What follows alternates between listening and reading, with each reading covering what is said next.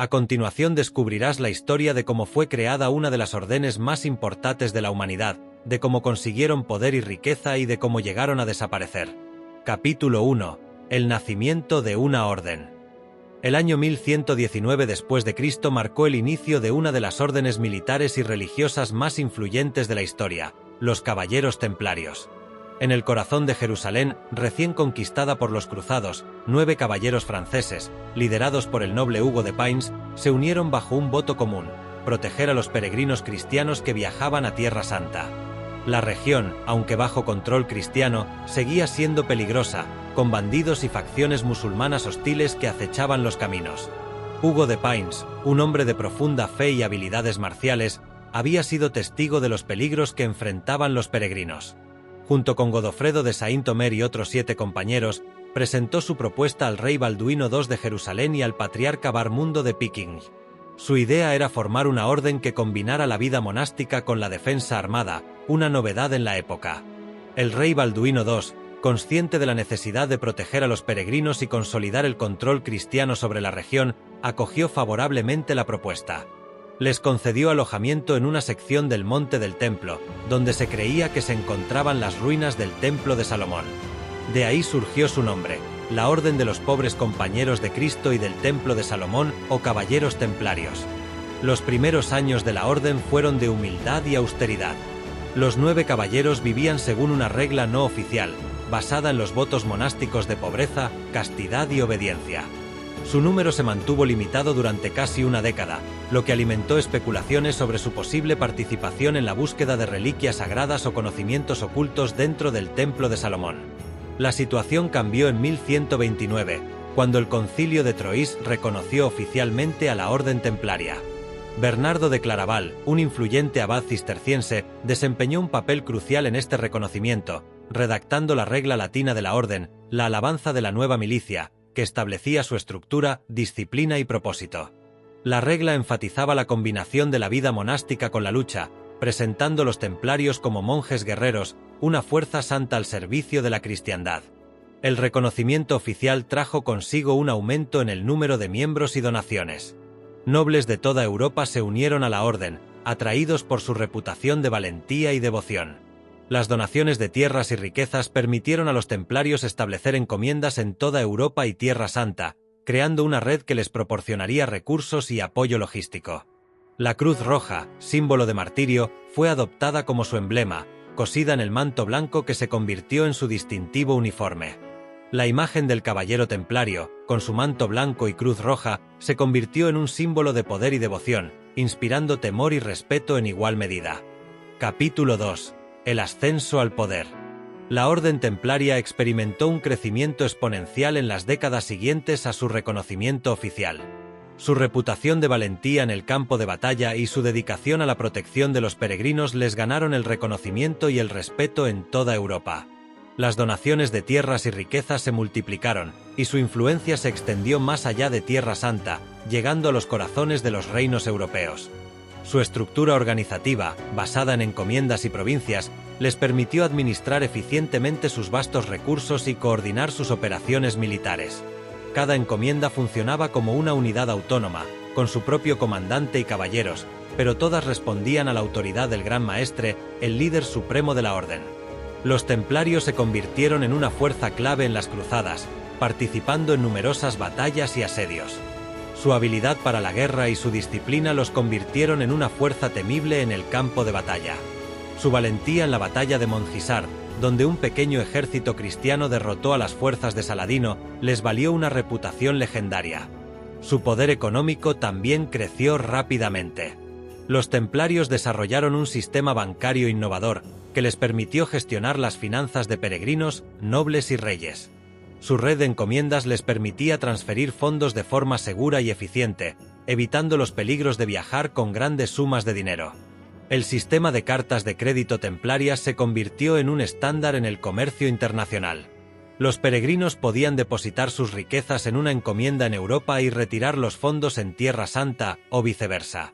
Este sistema no solo facilitó el comercio, sino que también generó enormes ganancias para la orden.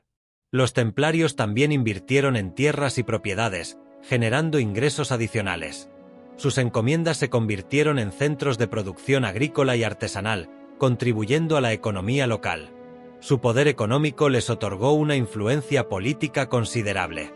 Los reyes y nobles recurrían a ellos en busca de préstamos y consejos, y su opinión era valorada en los asuntos de Estado. Los templarios se convirtieron en consejeros de confianza de muchos monarcas europeos, y su influencia se extendió a las cortes reales y los consejos de gobierno. Sin embargo, su creciente poder también generó envidia y resentimiento. Algunos nobles y clérigos veían a los templarios como una amenaza para su propia autoridad, y comenzaron a circular rumores y acusaciones sobre su riqueza y poder. Capítulo 3. Guerreros y banqueros. La Orden del Temple se distinguió por su dualidad: guerreros feroces en el campo de batalla y hábiles administradores de un vasto imperio económico. Esta combinación única de habilidades les permitió acumular una riqueza y un poder sin precedentes en la Edad Media. Su destreza militar era innegable. Los caballeros templarios eran entrenados desde jóvenes en el arte de la guerra, aprendiendo a manejar la espada, la lanza y el escudo con maestría. Su disciplina y su espíritu de cuerpo los convertían en una fuerza formidable en el campo de batalla. Participaron en numerosas batallas y asedios, demostrando su valentía y su habilidad para la guerra. Su papel en la defensa de Tierra Santa fue crucial, y su reputación como guerreros invencibles se extendió por toda Europa. Pero los templarios no eran solo guerreros. También eran hábiles administradores y financieros. Su red de encomiendas y fortalezas se extendió por toda Europa y Tierra Santa, permitiéndoles acumular una vasta riqueza. Desarrollaron un sistema bancario innovador que les permitió gestionar las finanzas de peregrinos, nobles y reyes. Su sistema de cartas de crédito se convirtió en un estándar en el comercio internacional, facilitando las transacciones financieras en todo el mundo cristiano. Los templarios también invirtieron en tierras y propiedades, generando ingresos adicionales. Sus encomiendas se convirtieron en centros de producción agrícola y artesanal, contribuyendo a la economía local. Su poder económico les otorgó una influencia política considerable. Los reyes y nobles recurrían a ellos en busca de préstamos y consejos, y su opinión era valorada en los asuntos de Estado. Los templarios se convirtieron en consejeros de confianza de muchos monarcas europeos, y su influencia se extendió a las cortes reales y los consejos de gobierno. La administración de sus vastos recursos requería una organización eficiente y una estricta disciplina. Los templarios desarrollaron un sistema de contabilidad y gestión financiera que les permitió controlar sus ingresos y gastos con precisión. Su riqueza y poder les permitieron construir impresionantes fortalezas y encomiendas, que servían como centros de poder y defensa. Estas fortalezas, como el Crag des Chevaliers en Siria, eran ejemplos de la arquitectura militar templaria, diseñadas para resistir largos asedios. La vida en las encomiendas templarias era austera y disciplinada. Los caballeros seguían una estricta regla monástica que regulaba su vida diaria, desde la oración hasta el trabajo y el combate. A pesar de su riqueza, los templarios mantenían su voto de pobreza individual. Los bienes pertenecían a la orden, no a los individuos. Esta práctica aseguraba que la riqueza se utilizara para el beneficio de la orden y la defensa de la cristiandad. Capítulo 4. La caída de Jerusalén. La batalla de los Cuernos de Hattin dejó a Jerusalén vulnerable.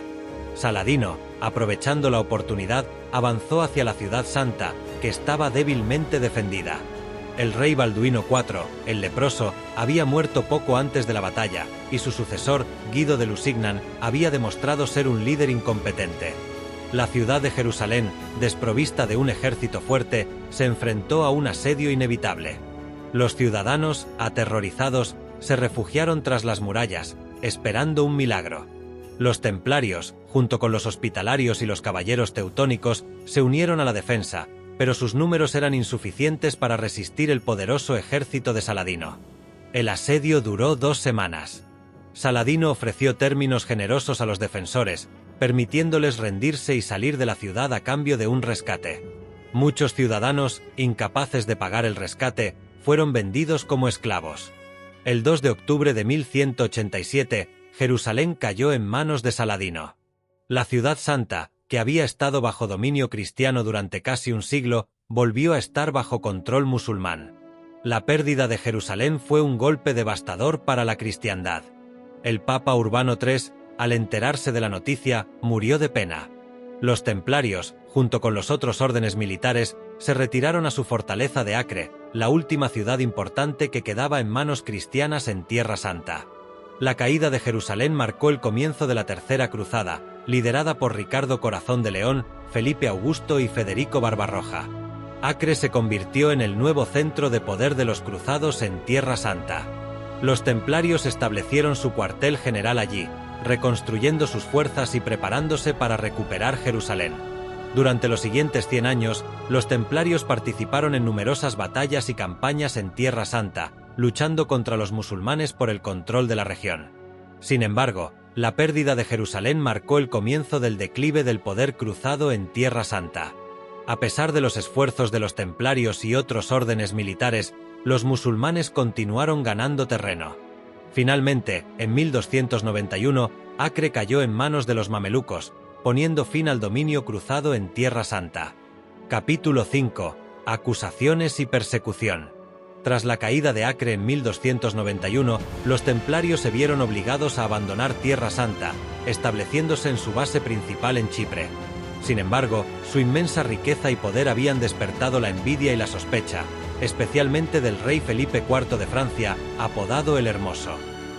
Felipe, un monarca astuto y ambicioso, veía a los templarios como una amenaza para su autoridad y un blanco fácil para llenar sus arcas, exhaustas por las constantes guerras. Felipe IV comenzó a difundir rumores y acusaciones contra los templarios, acusándolos de herejía, blasfemia y sodomía. Se decía que negaban a Cristo, escupían sobre la cruz, adoraban ídolos y participaban en ritos obscenos. Estas acusaciones, aunque carentes de pruebas sólidas, calaron hondo en la opinión pública, alimentando el miedo y el odio hacia la orden.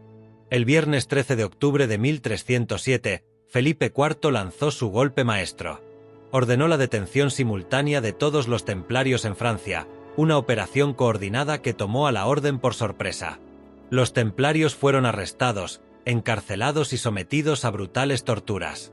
Bajo la presión del tormento, muchos confesaron los cargos, aunque más tarde se retractaron, afirmando que sus confesiones habían sido obtenidas bajo coacción.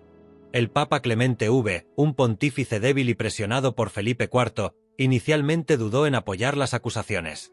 Sin embargo, bajo la creciente presión del rey francés, cedió y ordenó una investigación papal sobre la orden.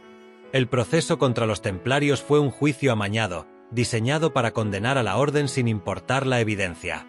Los testimonios obtenidos bajo tortura fueron presentados como prueba, mientras que las declaraciones de inocencia de los templarios fueron ignoradas. El gran maestre Jacques de Molay, un hombre de gran fe y dignidad, fue sometido a terribles torturas, pero se mantuvo firme en su inocencia. Sin embargo, algunos miembros de la orden, debilitados por el tormento, confesaron los cargos, lo que proporcionó a Felipe IV la justificación que necesitaba para actuar. Capítulo 6. El fin de la orden. El Papa Clemente V, atrapado entre la presión de Felipe IV y su propia conciencia, finalmente cedió. En 1312, en el Concilio de Vienne, emitió la bula papal Vox in excelso, que disolvía la orden templaria. Aunque la bula no declaraba explícitamente la culpabilidad de la orden, su disolución efectiva significaba el fin de su existencia. Las propiedades de los templarios en Francia fueron confiscadas por Felipe IV, aunque algunas fueron entregadas a la Orden de los Hospitalarios. En otros países, los bienes de los templarios fueron entregados a otras órdenes religiosas o confiscados por los monarcas locales.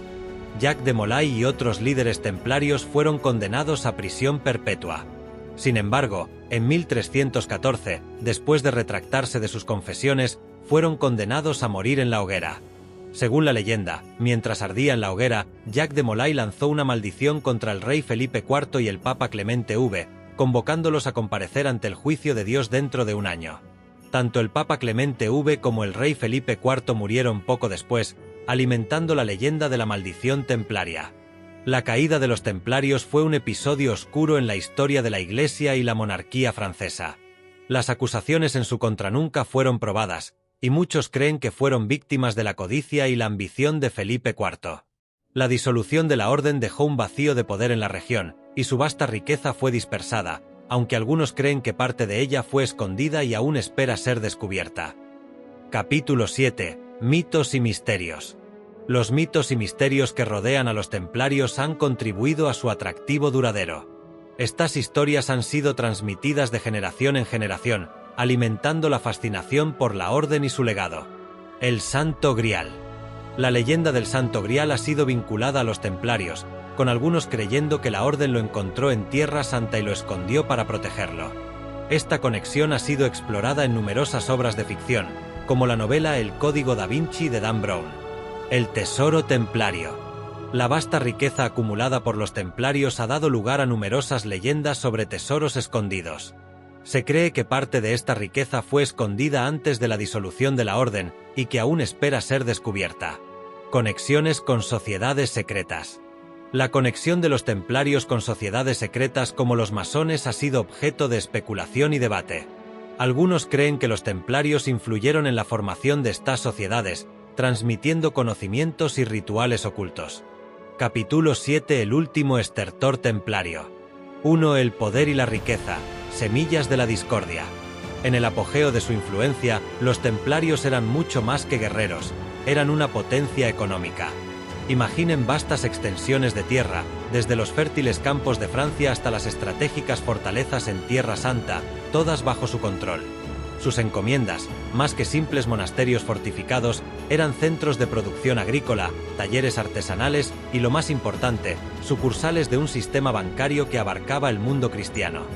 Los peregrinos, nobles y hasta reyes confiaban en sus cartas de crédito, permitiendo transferencias seguras de fondos a través de largas distancias.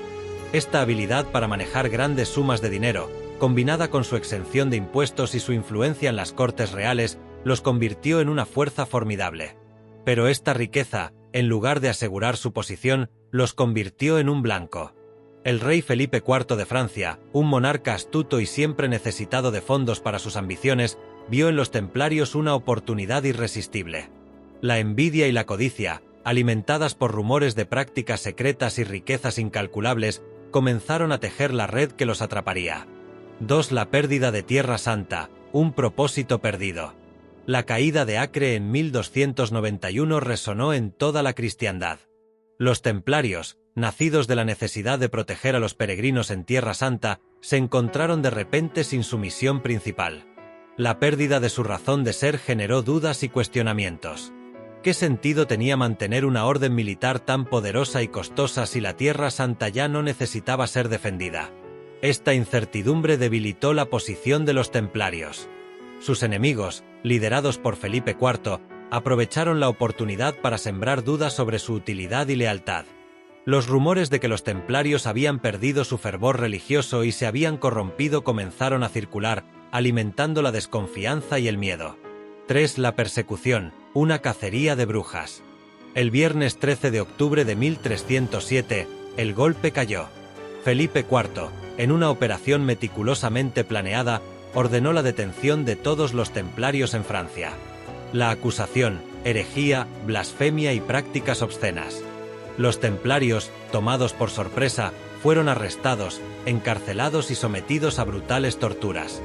Bajo la presión del tormento, muchos confesaron los cargos, aunque más tarde se retractaron, afirmando que sus confesiones habían sido obtenidas bajo coacción. El proceso fue una farsa, un juicio amañado diseñado para condenar a la orden sin importar la evidencia. Los testimonios obtenidos bajo tortura fueron presentados como prueba, mientras que las declaraciones de inocencia de los templarios fueron ignoradas. 4. El papel del Papa, un puente quebradizo. El Papa Clemente V, un pontífice débil y presionado por Felipe IV, se encontró atrapado entre la espada y la pared. Inicialmente, dudó en condenar a la orden, pero la presión del rey francés, quien amenazó con un cisma en la Iglesia, fue demasiado grande. En 1312, en el Concilio de Vienne, Clemente V cedió y emitió la bula Vox in Excelso, que disolvió la Orden del Temple. Aunque la bula no declaraba explícitamente la culpabilidad de los templarios, su disolución efectiva significaba el fin de su existencia. 5. El fin de la orden, cenizas y leyendas. Con la disolución de la orden, los bienes de los templarios fueron confiscados, aunque algunos fueron entregados a la orden de los hospitalarios. Jacques de Molay, el último gran maestre de los templarios, y otros líderes de la orden fueron condenados a morir en la hoguera en 1314. Según la leyenda, antes de morir, Jacques de Molay maldijo a Felipe IV y a Clemente V, quienes murieron poco después. La leyenda de la maldición templaria se extendió rápidamente, alimentando la fascinación por la orden y su trágico final. La Orden del Temple se desvaneció, pero su leyenda perdura. Su historia, marcada por la intriga, la codicia y la persecución, sigue siendo un recordatorio de la fragilidad del poder y la ambigüedad de la fe.